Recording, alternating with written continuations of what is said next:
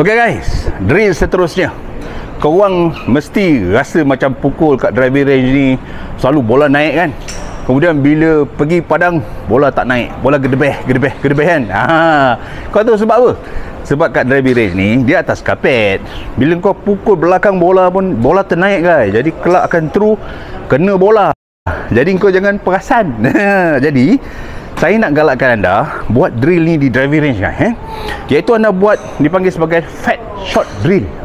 Fat shot drill ni adalah anda menggunakan T yang panjang ni anda gunakan.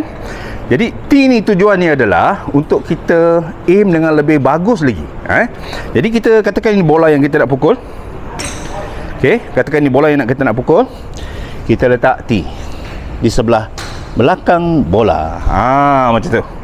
Jadi bila kita letak T di sebelah belakang bola, so kita apa yang kita nak lihat adalah bagaimana kelab kita sampai ketika kita impact the ball. So bila kelab kita sampai, kita kena tengok sama ada kelab kita ni sampai di belakang atau di depan. Macam tu. Jadi yang kita nak cari adalah kelab kita sampai ke bola, tak kena kapet langsung, terus ke ball dulu.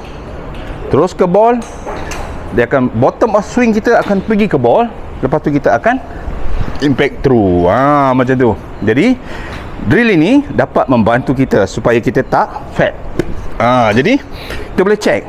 So boleh nampak kan, kalau nak nampak sikit lagi ada kesan, tambah sedikit air atas kapet ni. So nanti you akan nampak splash air tu dan nampak kesan divert tu. Kan?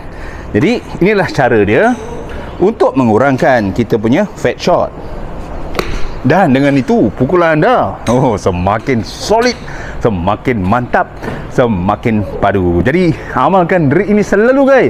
Bawa T di driving range, letak T di depan bola, mark you punya divot di atas kapet. Semoga pukulan anda semakin lama semakin padu dengan drill ini, dan anda akan dapat skor yang manis-manis selalu.